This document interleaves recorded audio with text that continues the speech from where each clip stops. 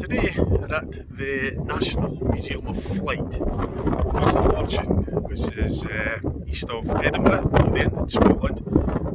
It's a big museum.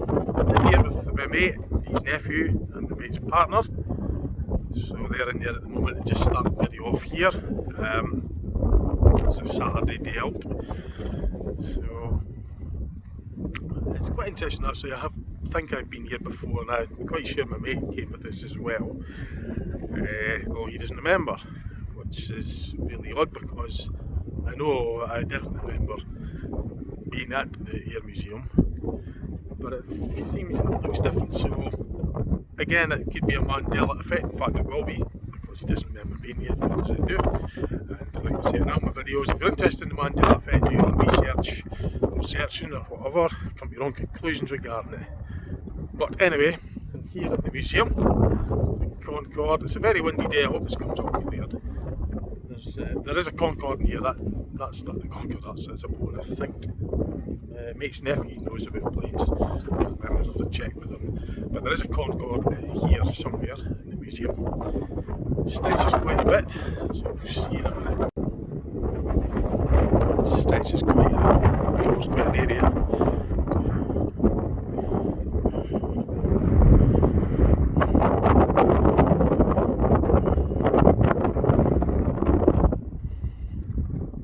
There's lots of hangars and that here, things in them. So what a way to start having a look around, and I'll take pictures and footage to share with you in here.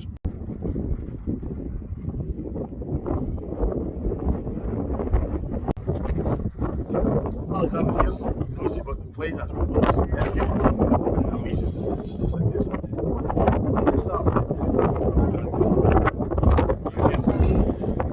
AC-111, I'm thinking. AC-111, British Airways. Yeah, Concorde is definitely in there. Concorde. You get to go in it, because I remember being in it, and yet you don't remember being in it, do you? Which is really... This is the first time I've been here that I can remember. This is definitely the first time. I know, I definitely remember taking you and Louise here years ago, about 10 years ago, and yet you don't remember. That's a Mandela effect. No, I don't believe in the Mandela effect. It's...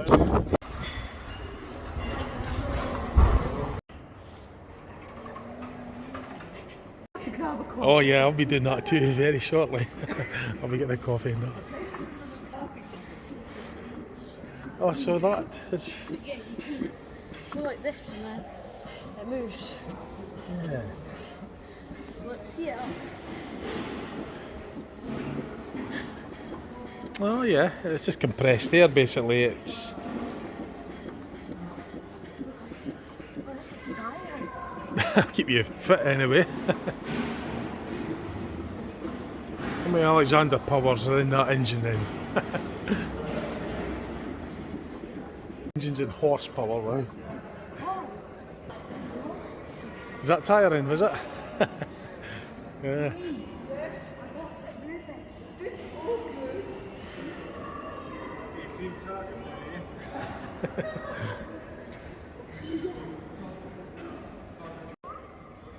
So the Concorde broke the sound barrier, which was the speed of sound, something like 746 miles an hour.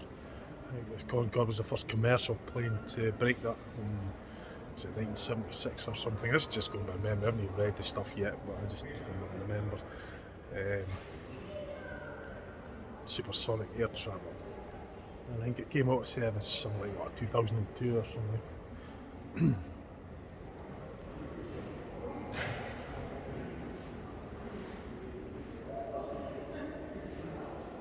So there's a lot of information boards, but I'm not going to copy all that or put it on the video. I'll just show you some of the highlights, like the engine itself. I'm interested in the actual jet engine and the main plane, the actual plane, the full scale, real model. It's a real plane. It's actual amazing how big it is when you're right next. It's not. That's the real deal. And this is one of the engines, Rolls-Royce.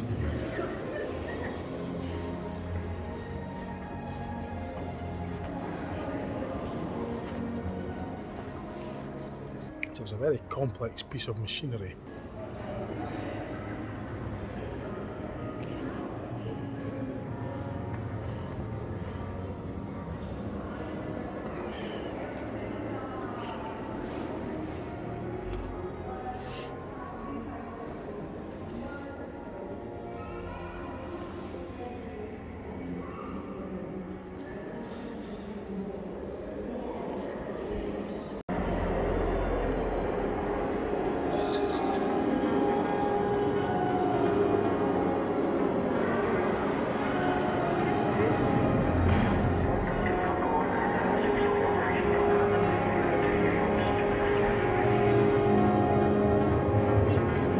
Oh yeah,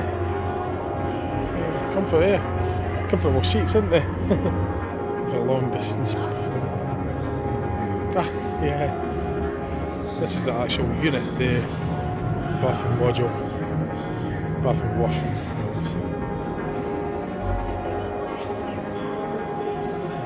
See it there? It's going along the road. Oh, yeah, they have to disassemble it and reassemble it. Yeah. Presumably that's what they'll have done. They didn't take it in one part, they'd probably take it in bits and reassemble it. I think I'll be getting myself inside there in a minute. Some footage of that. There's a fire truck up there, just emergency fire engine for air aviation. I've done a video with fire engines in Dundee fire stations, and I tried to get the airport one, but the Actually do a simulator in it. oh, is there? Yeah, I might look into that. Oh, you're going to have a wee shot of that, yeah? Right, the fire engines are so much wider than the standard fire engines, and they're off-road wheels as well. For if there's an air crash or something that needs to go off-road, then the tyres and that have got to accommodate that. It's got to be also all-wheel drive as well, unlike the domestic fire engines that don't necessarily need to be. Anders want to be a pilot. You're going to be a pilot when you grow up then? Yeah, I'm going to the Air Cadets in this one. It's got the air cadets. Yes. Oh, good. Yeah, that's good money in that. Yep, that's Alexander's ambition, to become a pilot, which is a very good job. Wish him all the best in the future that he does that, that he gets his job, pilot.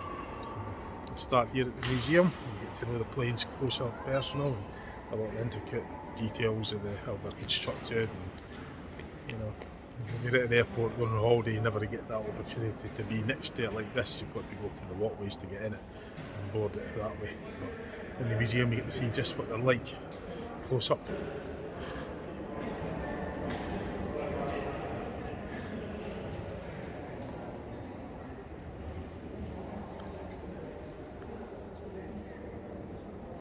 So like I was saying earlier, the fire engines for aviation have got to be all-wheel drive, off-road capabilities in order to get to a crash site or anything like that. Whereas the standard fire engines that are just the domestic ones don't necessarily have to have that capability, whereas the aviation ones do. That's why I was always sort of wondering why they were different looking.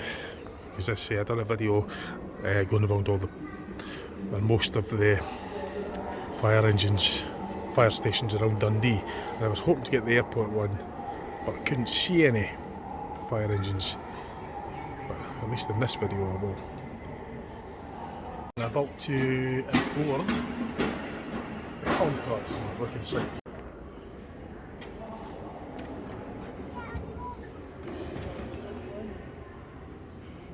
The last time I boarded a plane was back in December 2014 when I was going to Melbourne, Australia from Scotland. It was the last time I actually touched a plane and set foot in a plane, nearly 10 years ago.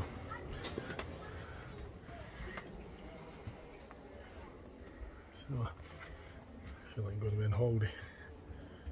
It wasn't a Concorde, it was a Boeing 777 that I went on when I was going to Melbourne, 27-hour flight. I touched down twice though.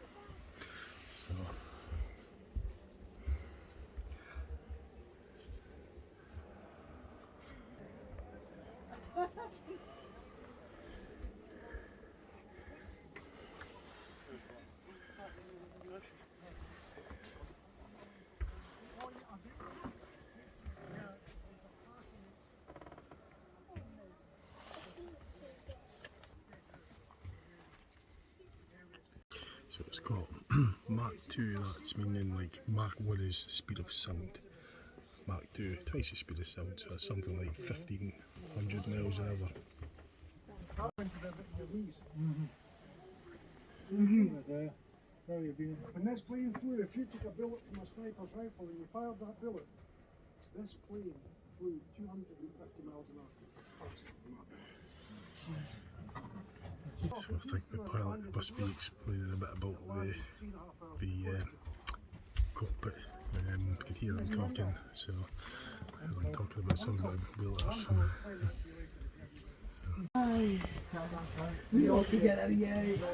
I'm afraid there's too big a folk in front of you. Last year I had a lady come in here. She'd be 68 or something. Stunning. Yeah. 2 daughters of about 28 to 30. Stunning. Yeah. She come up? Yes. Alright. There's Alexander, he's got his pictures there. That's what you'll be doing when you get a job as a pilot, eh? She come up to the front. So it's quite a narrow squeeze, it's not very high, my head's at the roof here. So the circuit breakers and stuff. But it's 6'5", so you really had to duck to get in here. This is a very narrow, and like it's banging the roof here, so it's a little bit cramped. You can just sort of see just what I mean. I think that's all the electrical circuit breakers and that there. That's obviously security for the door.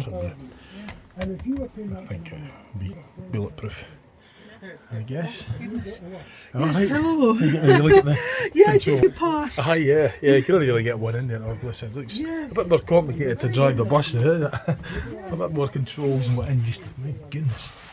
Wow. Check all that out. Oh, that's not going to reflect through. Oh, that is, isn't it? How on earth are you meant to know? Remember all that, eh? Gee whiz.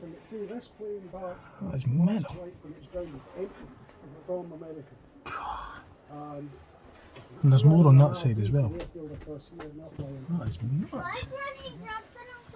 The motor controls and switches and circuit boards and fuses and God. You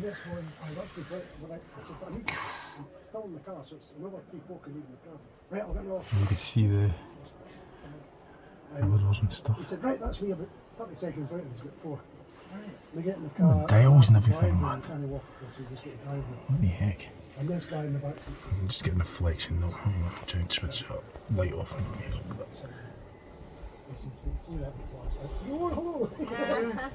mean, jeez. I wouldn't know where to start. But as I say, it's very, very, very narrow roof. I mean, about 6 foot. So that just gives you an idea. This must be what, 5 foot maybe. So you're crouching down a lot, and it's very cramped and there are lots of controls and stuff. I think it's 76 the Concorde came out. Well, so I'll let someone else get a chance to have a look here as well. So.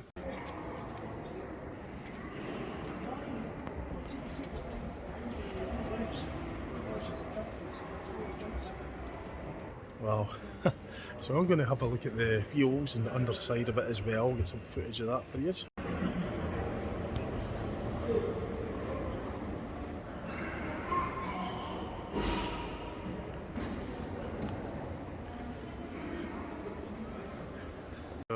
this is underneath the Concorde, the underside. It's obviously the landing gear that will tuck, retract into the fuselage. It's the rear landing gear as well, which the hydraulics will pull the landing wheels up back into the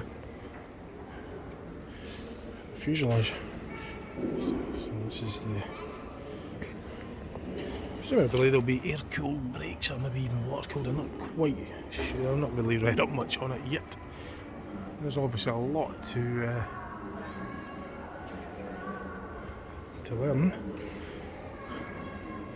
I would say it'd be getting on it as far as rocket science, isn't it? The jet engine and jet propulsion. This is probably the.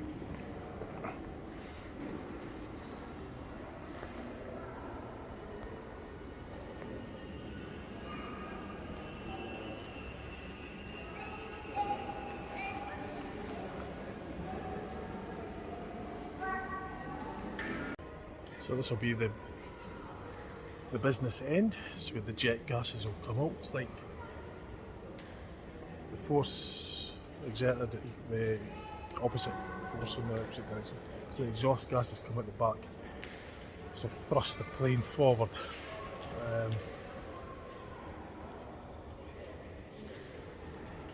4 exhausts, 2 on each side. Close up view.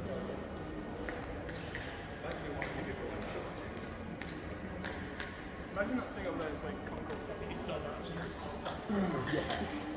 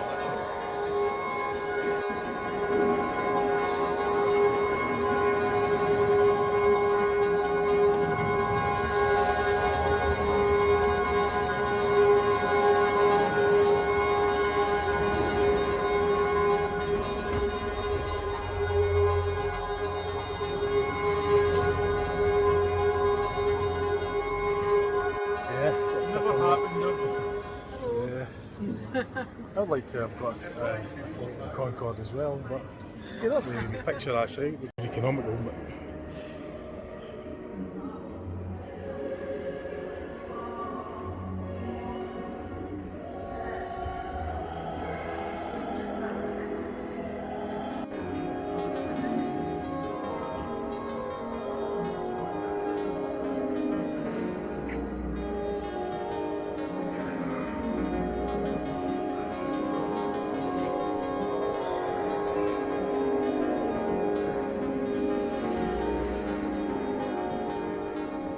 I'm going to have a wee look inside here. Trevor Howard. Dallas Savalas. Contract. Ladies and gentlemen, you may now fasten your seatbelts and smoke if you wish.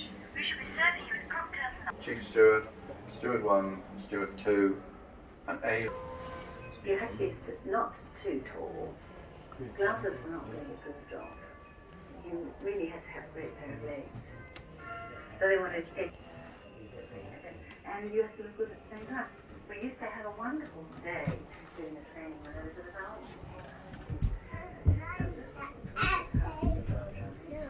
I didn't really like long hair, so many of the girls who liked it would put their hair up and wear a wig. We had a lot of wig dramas and hair dramas. The ventilation and conditioning of the flight deck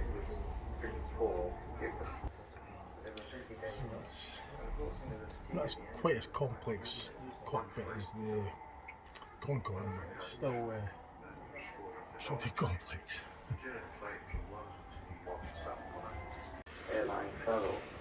Find still far more of an adventure, and people had to save up for it, especially. People approach flying in a very different way. You know, people still got dressed up. Because the first class, it was absolutely wonderful. We used to carve a roast. Well, today you can't take a knife on board, so it's out. Well, we used to start with canapes and of course So you it's do like good a happy kind hour of for all the ancillaries, or lobster, or smoked cinema, salmon. well, And then there would be the goes soup. through just exploring And then there about was the salad. history of air And then there was travel the on main this course. TV And then screen. there was another. Movie. All beautifully presented. My younger Documentary sister type movie. became members of the Junior Jet Club. You see the airframe as well, the actual construction of the plane, lightweight aluminium. The journeys always had something. Similar to what they use on the buses. Sort of similar kind of select coating or sort of coating to prevent oxidisation of the aluminium or something like that anyway. Special coating anyway they'll put on it to prevent it. And there's got to be airtight seals as well, obviously. It's got to expand and contract with pressurisation in the cabin and the insulation as well. Delighted that they kind And then of gave me the opportunity to do that. panels. Again, something I don't think that. So we've got the construction cutaway as well. It's a lovely outfit. The 1707s. The elite.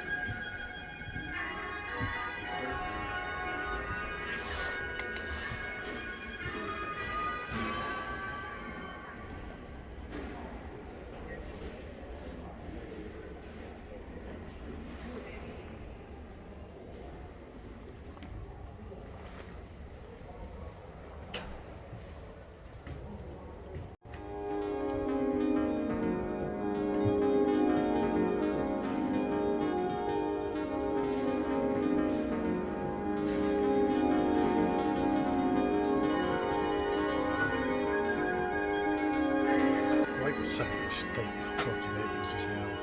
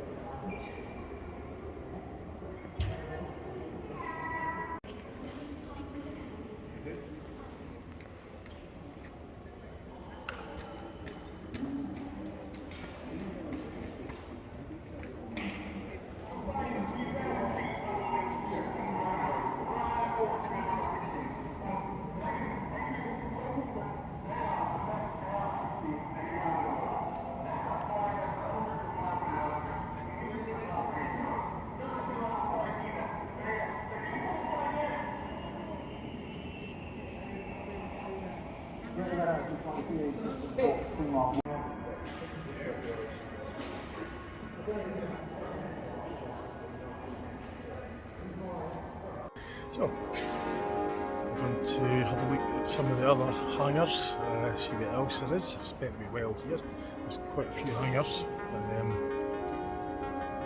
See what else out there there's to look at. I spent all day here obviously, so I've got a couple of hours left. So.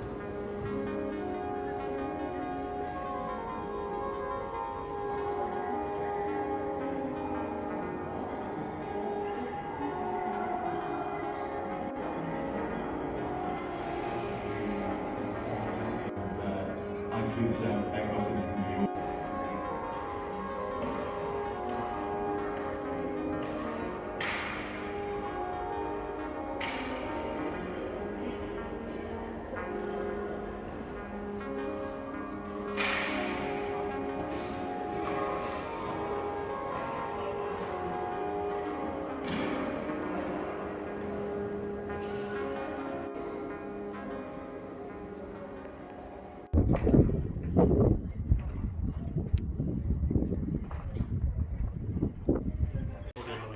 So he'll be wanting something at the shop then, is he? Yeah, do you want a model no doubt. So what have you got your eye on? He might work his. Ah. He might get you open your wallet. You don't open my wallet, that would take a lot of mud. And then when he does get my wallet open, he finds there's nothing in it. Aye, I'm also for you. It's all exactly.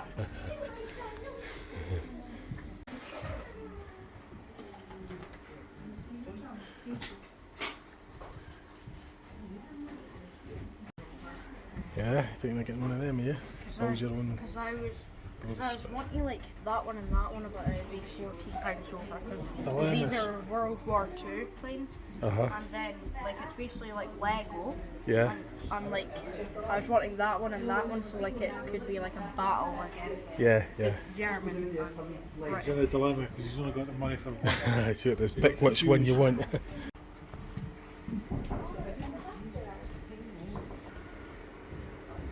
This is taking longer than I thought.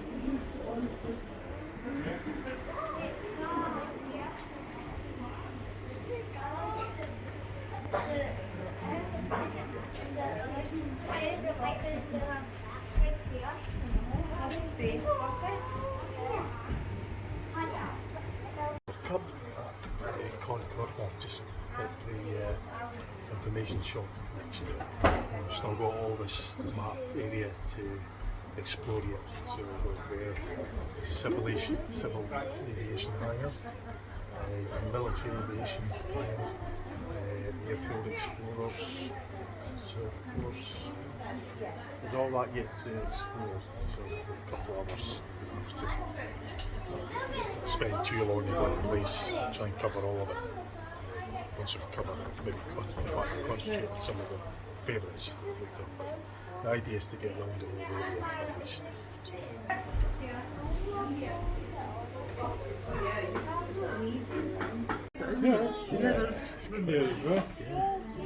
There's still a couple of hangars that shuts in an hour and a half. We've been here an hour already, time spare up of course. So quick refreshment coffee. Going to start moving around and get the main look at the area before it closes. That was going to be like 2.5 hours we'll have been here for when this place shuts. So that's the plan. Can't spend time. I'll probably make coffee.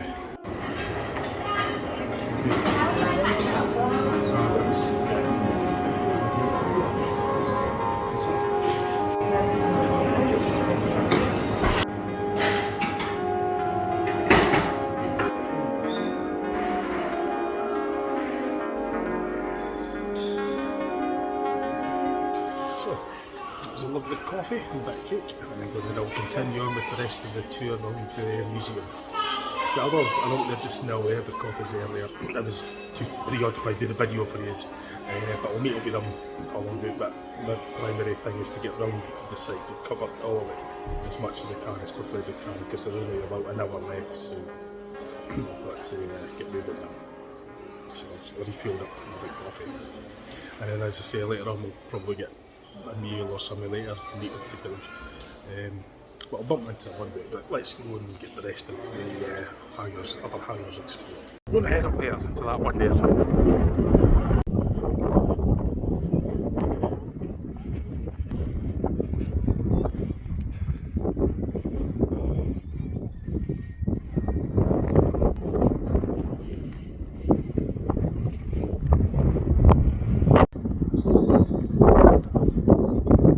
There's a bus service that comes in here as well. I don't know the bus number, but I passed the bus coming in. It was just a wee Enviro 200 MMC, a short version, single decker that came in. But I don't know, I didn't get a chance to, I've not really got time at the moment, but there is certainly a bus service, probably local. I don't know if it comes from Edinburgh or what yet. I'll maybe look at that later.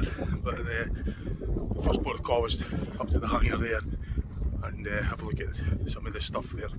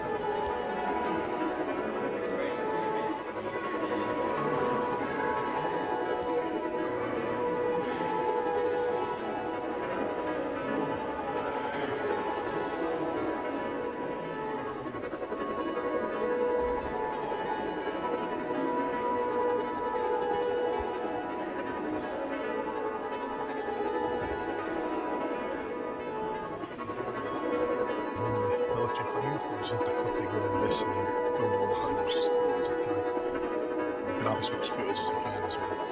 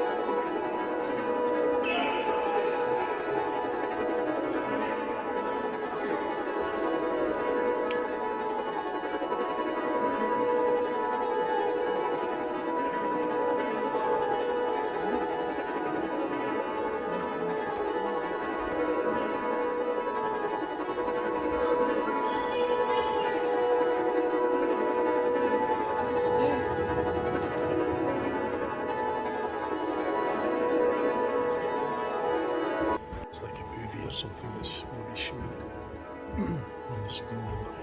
I'm just going to zip round at the moment. They're going to hang about them. My other mate's actually interested in this sort of stuff. I think he'll like it. I'll bring him and his partner here some other day as well, and he could have another look. But I'm going to just get around today as quickly as I can.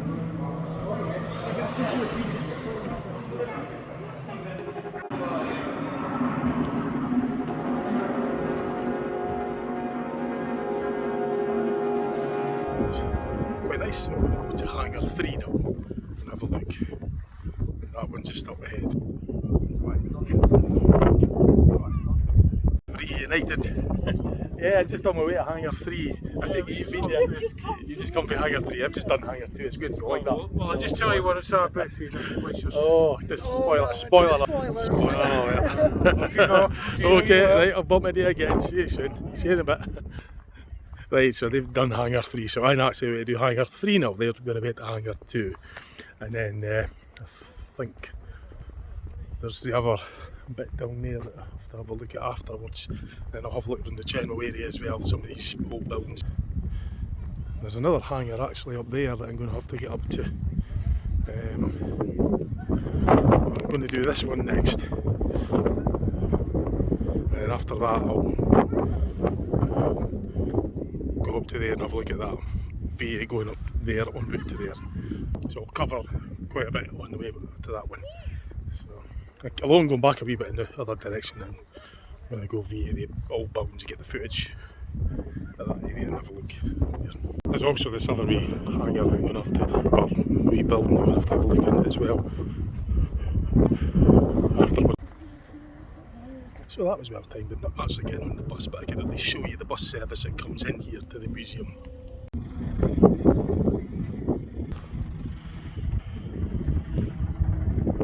Yeah, as I say, I came in and saw that as I was coming in. So I'll get the timetable.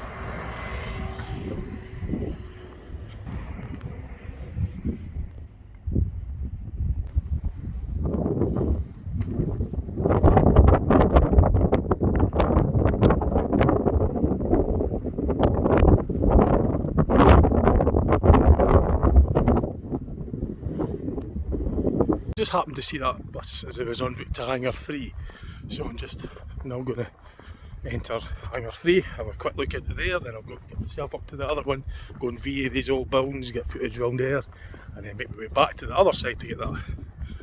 Or maybe I should just do Hangar 3 then I'll figure it out. I'll just wing it as per usual and just make it up as I go along, whatever order I'm going to do it in.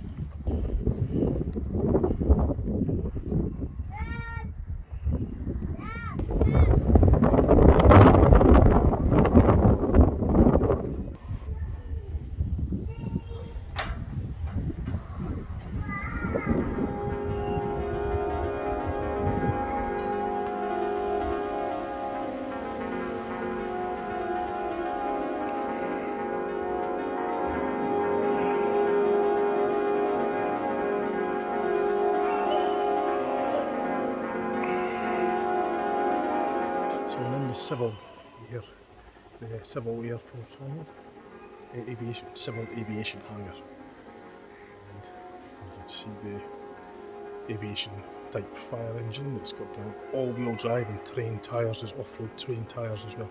I know somebody that works in the airport fire service, and I was asking him when I saw him last, when I made the videos regarding the Dundee fire stations on my channel, just going around showing where the stations were.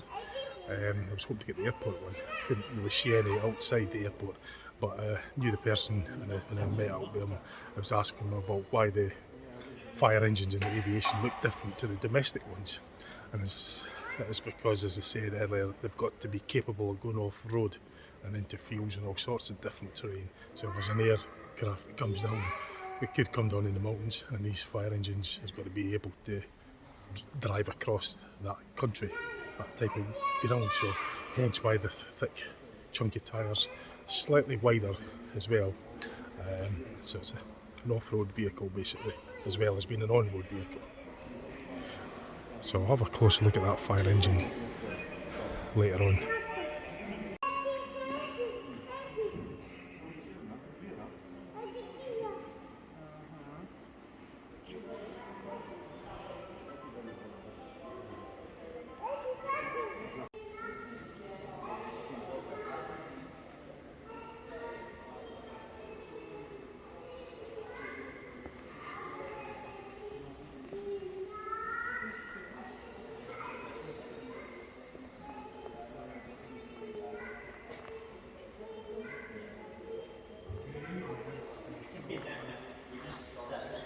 This is an older plane, so it's made of wood, some of that frame. and you can see the cable operated for the flaps and all the rest of it, the controls. The modern ones, big commercial ones, use hydraulics for operating the flaps and wings and all the different flaps and stuff, whereas the older ones I think are just, well, they are just cables. You use basically pulley mechanisms to operate all the mechanical, to adjust the elevation and wings, and I'm not a pilot, so I've no really, it's just very complex stuff, but I don't know all the terms or all the bits on the plane like the way I do on buses, because I'm interested in buses and I know stuff about the technical side of buses just from knowledge through my hobby. But for aviation, totally different terminology for all the different parts that they do. But I know that the bits all move for the variations for the tail and the cone and whatever. I don't know the terms like I do on other things like buses. But your aeroplane spotters will know all that. And my mate's nephew Alexander wants to be in the aviation industry when he grows up, so he's going to be like taking an enthusiastic view about the planes, and he'll probably, if he was here, correct me and tell me about all these different flaps and different stuff like that. It takes mountains of knowledge to remember all the different things. There's all different model planes as well. It's like three-dimensional. You're not just driving on a two-dimensional plane at a road. You go left and right, up and back and forward. On a plane, you've also got the height as well as all the other things. So there's more controls. This makes it very complicated. Of course, the mechanical side of it has to be quite complex as well, because you're not on the tarmac when you're up in the sky. So there's all the different things to control it. But I'd like to learn someday.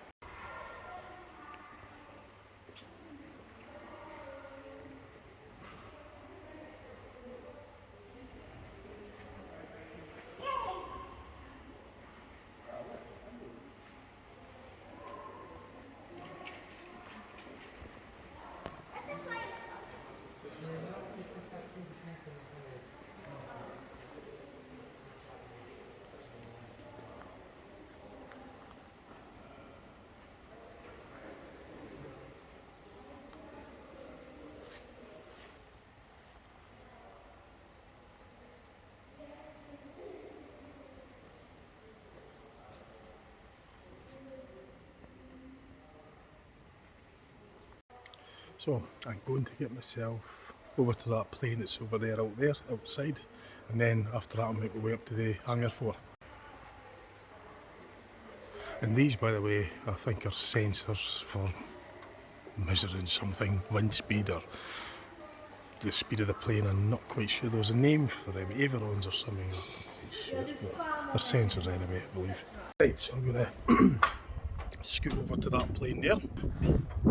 I've just come out of hangar 3 and I'm going to have a look at this,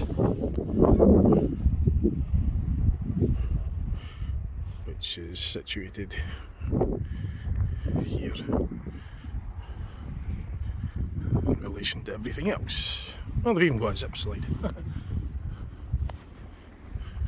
I'm just a big kid at heart. I'd probably have a wee shot in that, honestly, if there wasn't anybody else on it. Have a wee shot in the zip slide. I might do that, but afterwards. I'm going to get the main thing done first. I'll get round this site, get all the footage. Oh, that's the go-karting place. Gosh, I forgot about that. There's a go-karting place. Many, 25 years ago, my mate brought us here. Maybe longer, 30 years ago. It was in the 90s, late 90s, and there was a go-kart place at East Fortune. And that's it there. Oh wow.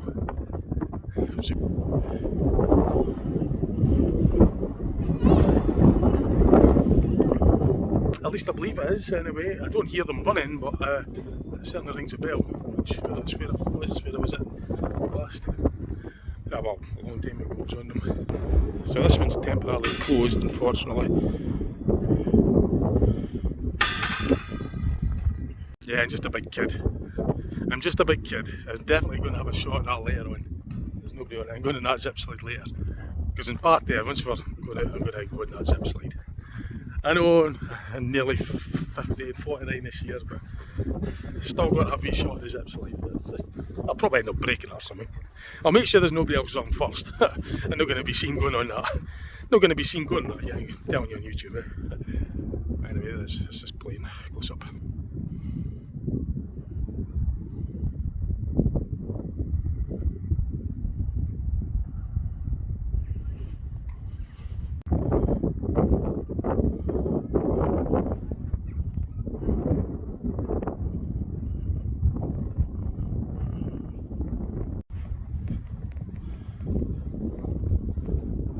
So, no problem getting parked here anyway, plenty of spaces. It's big, must be the taxi the airplanes on, wasn't it? So, I'm making my way now up to that hangar, going via these old buildings, up to hangar 4, that's the next place we're headed. Actually, just before I go up towards hangar 4, there's that wee hangar. Wee building there. I'm going to have a wee look in there first because it's en route there, so I better do that. I don't want to forget. I'll miss that one out.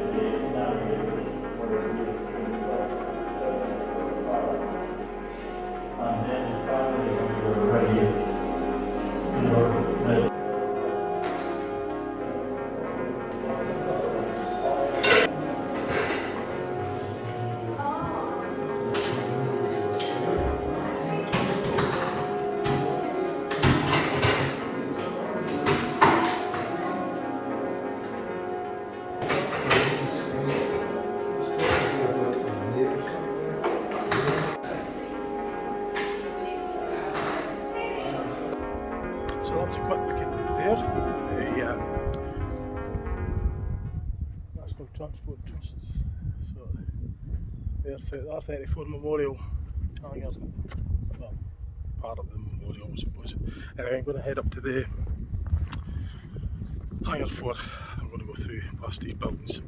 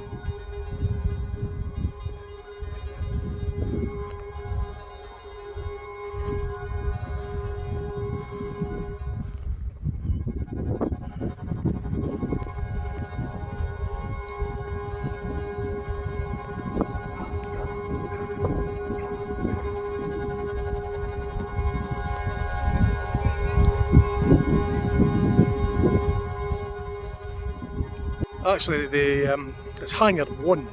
The first one was started off at was hangar 4. That was the one with the Concorde. So the order I done it in was hangar 4. Then I went to hangar 2. Then hangar 3, civil aviation. Hangar 2 being the military aviation. And now I'm going into hangar 1, which is the 4th one that I've done today. So this is hangar 1, and I'm going to be to head into. I'll get that plane in the background. I'll probably get a selfie with that as well, I think.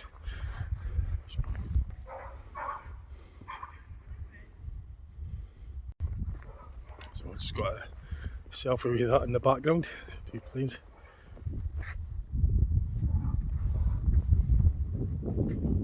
And just show you where I'm at.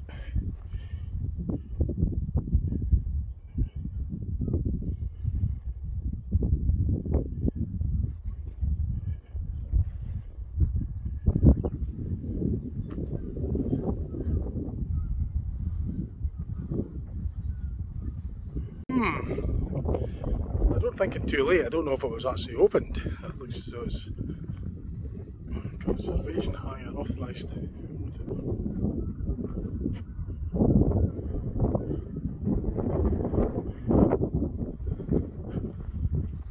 So I'm not sure if we could actually get in this one just now. As I was coming out hangar 3, Brett and Louise were going, and Alexander were going into it. I don't think they've went into hangar 1. I can't hear anything going on, so it's maybe closed this one just now.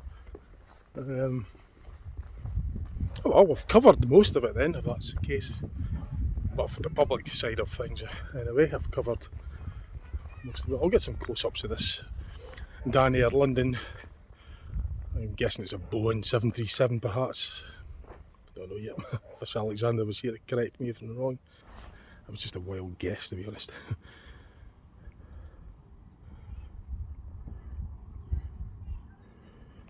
I've been on a Boeing 737 when I went to Paris, and I was on a Boeing 777 when I went to Melbourne. I can't remember what I was on for the other one. I think it was 737 when I went to America. Spain probably, I can't remember, 737 or something. But the big one to Australia was a Boeing 777. So it was massive, but just a guess. Sort of similar size to 737. As you can tell, I'm not genned up with planes like I am on buses. Totally different industry. But, it's quite smart, the fighter playing in the background. So I don't think hangar 1 sorry, was opened to the public just now. So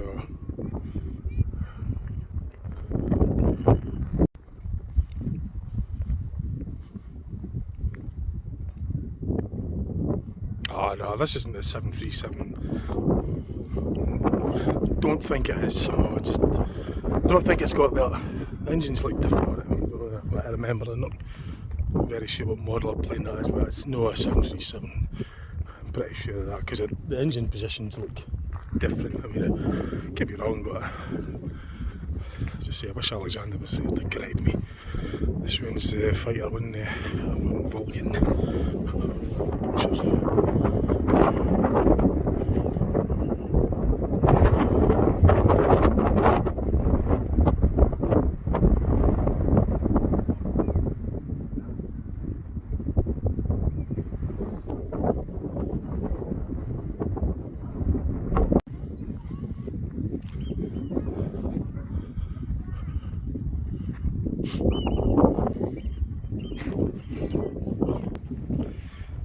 So there's something Havilland Comet, 1952, the first jetliner Comet.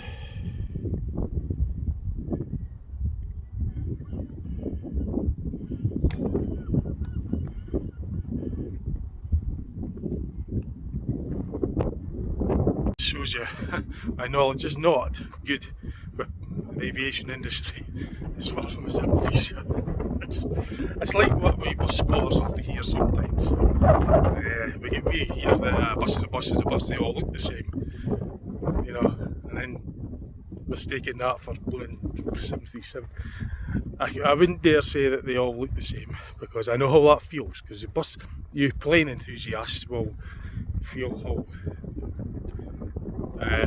us bus enthusiasts, bus spotters feel when people that are not knowledge on bus models and that say a bus is a bus, just like the same with me, you know, and then thinking, no, they all look the same.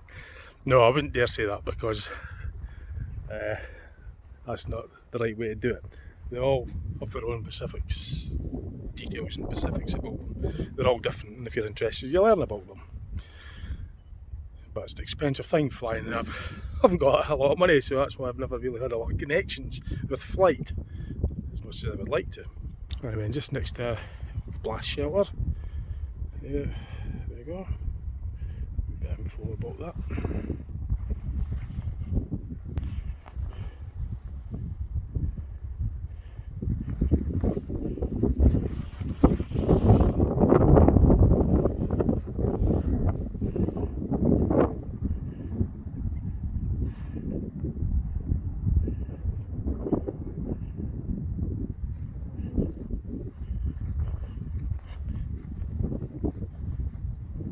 So, yeah, I'm telling you right now, I'm no expert on plane models.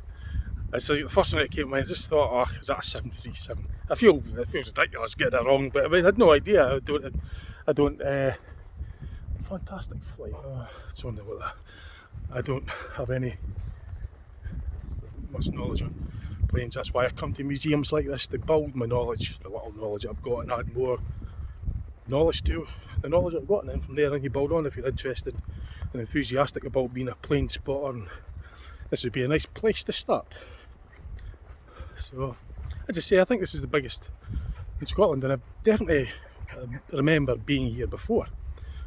In a way, it does feel different, but there's only one big National Air Museum in Scotland, and it's this one, the big one, at East Fortune. And many years ago, within 10 years anyway, I remember bringing my mate here, and I remember being here.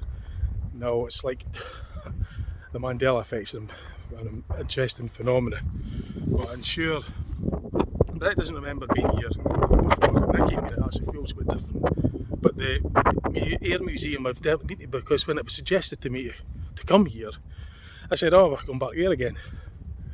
And yet they don't remember ever being there. So that's part of the Mandela effect. Maybe, perhaps, I don't know, but I certainly experienced things that resemble the Mandela effect as regards line as the Mandela effect. So, I definitely have experienced that.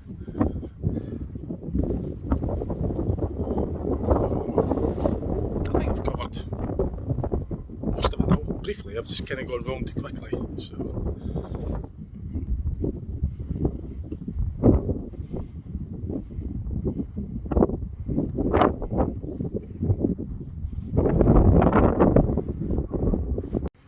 So what I'll do now is I'll reunite with the other three. I think Alexander will have made his decision on which model to buy from the shop. And then we'll drive us somewhere nice for tea. I'll meet up with another mate later on. Visit. So it's a nice day out. It was a great idea to come here. If I remember, I'll put on directions on how to get to here at the start of the video, and add on any more information and knowledge that I know about it, because I haven't done any research. It was just a day out when I just arrived here. But for them it's their first time. For me, I believe it's my second time, because I know that this is really the only one like this in Scotland. There's other air museums in Wales, but I did not get that mixed up with this one because it's much smaller for a start. So it's my second time, but in ultimate reality, because the Mandela effect is really about that kind of thing. And I definitely remember taking at least Brett here with me the last time, because I just remember it. So, but it does actually feel a wee bit different. I do remember the Concorde and everything. I've been to many museums up and down the country, but I remember specifically coming to this East Fortune, because years and years before, back in the 90s, I remember going on these go-karts. Well, 30 years ago, and it was at East Fortune.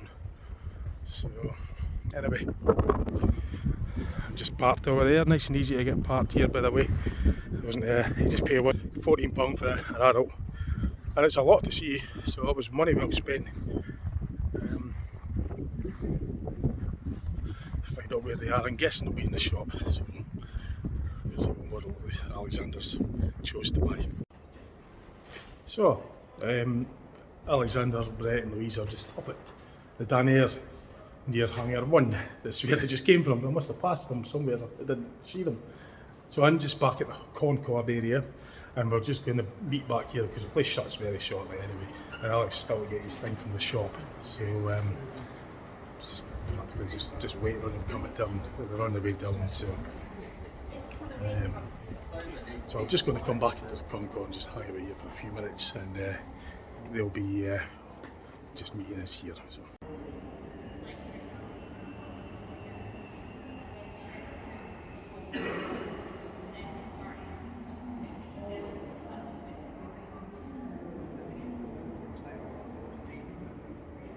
It's a magnificent sight, isn't it?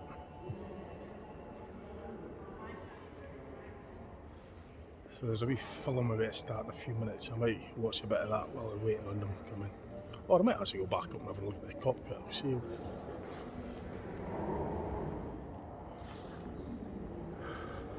I might have another look inside actually. A couple of minutes, hopefully. It's shutting very close shortly.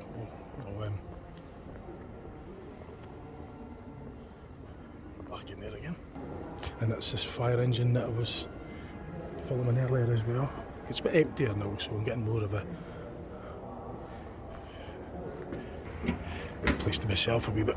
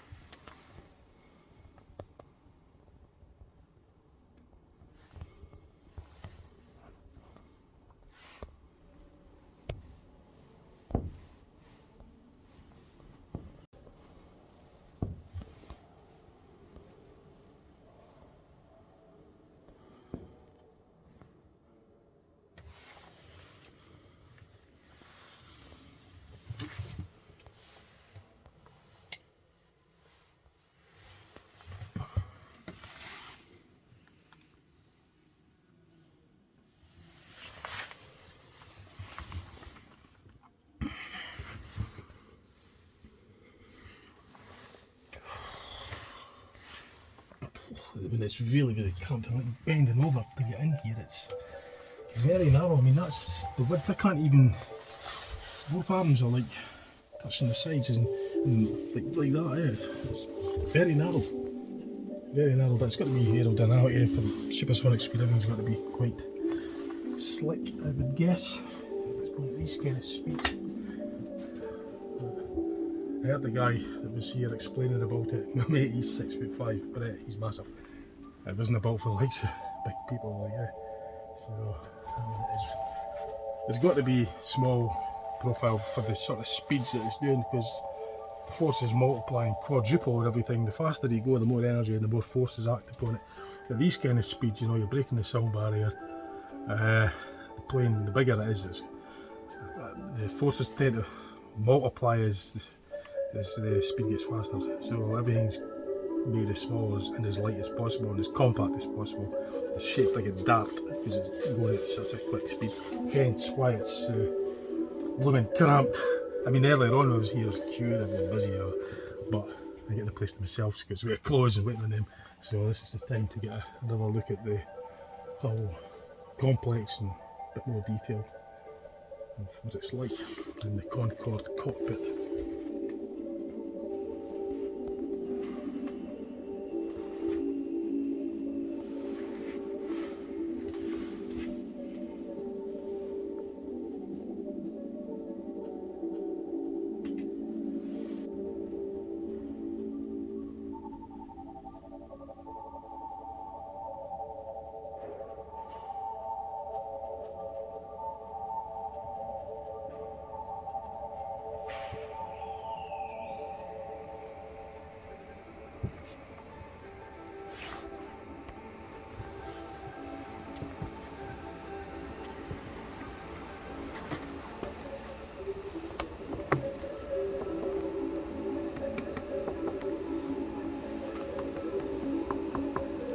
You see the rivets are flush in the actual skin of the plane. It's very, very flush rivets, riveted.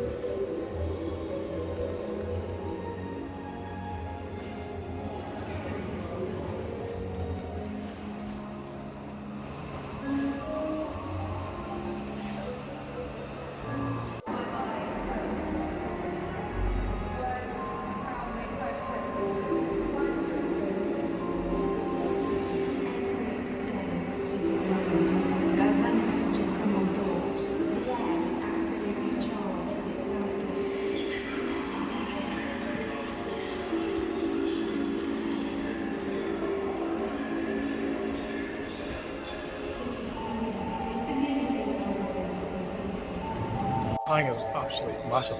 Just to put it into scale, that fire engine's a big machine. It looks tiny, it looks like a toy in this huge hangar. That just shows how big this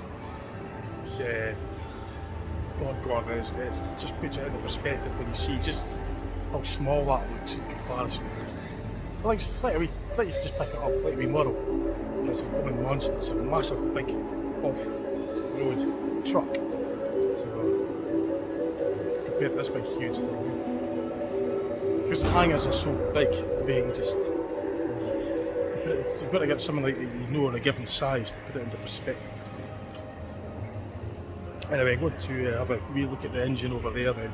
I think they'll be here by now, so I'll better meet up with them.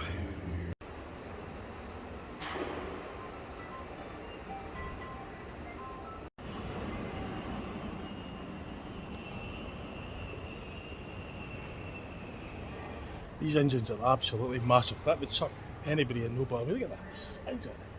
I mean, you're fitting that easily. Right. You wouldn't like to be near that when it's on, I can assure you. They're huge. Just to put it into perspective, I mean, that 12 foot high maybe. Massive. Wow, it's interesting though. Really like to learn more about them. It's a little bit time though, isn't it? Anyway, I just got a phone call. That's him waiting at the car. I think I missed the shop, so I think he'll just reserve his money for his tea instead. To much Brett's delight, because he would have had to have paid for it, so he's probably not too bothered. Anyway, Alexander will get something for sure later on. It's at Brett's expense. So Brett will be happy that he missed the shop. Right, that's time to go because the place is closing. They're waiting at the car, so I'll pretty much just round the video off when I get there. It's time to go home. Well, no, we're not going home, but we've still got things to do in Edinburgh anyway. But this video is just about here.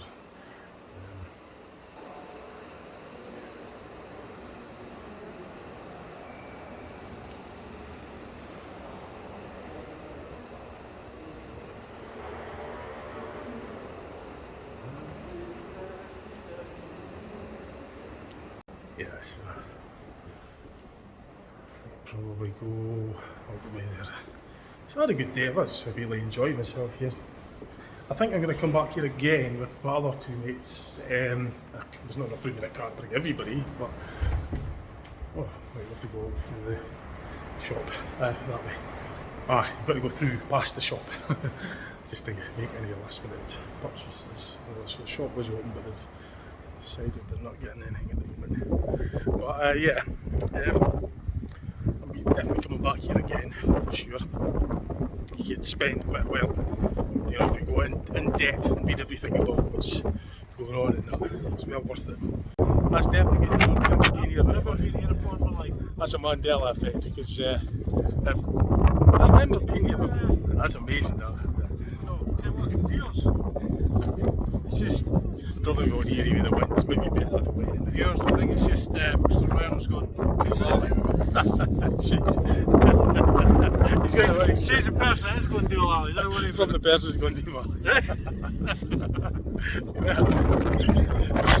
Mandela effect.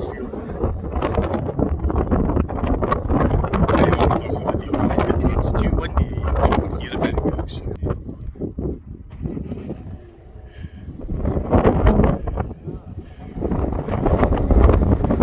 I think the start of the show for me was the Concorde. Concorde, was that your favourite? Yeah, I would have loved to get on that in his day. What was yours, Louise? What was your Concorde? Concorde. Yes, definitely. Yours was the Vulcan, was it, Alexander? Yeah, I did the Vulcan or the Concorde. Concorde, it's good.